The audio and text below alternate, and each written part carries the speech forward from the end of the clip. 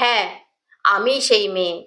একদিন হয়তো, হয়তো একদিন, হয়তোবা অন্য কোনো একদিন আমার সমস্ত মিথ্যে পোশাক ছুঁড়ে ফেলে দিয়ে আমি হয়ে উঠব সেই অসামান্যা।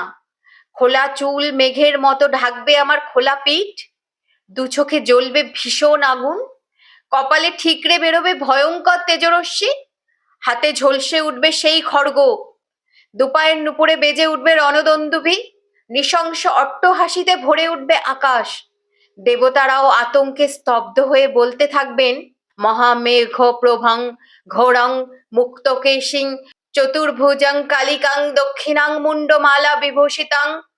বীভৎস দাবানলের মতো আমি এগোতে থাকবো, আর আমার এগিয়ে যাওয়ার পথের দুপাশে মুন্ডহীন অসংখ্য দেহ ছটপট করতে থাকবে।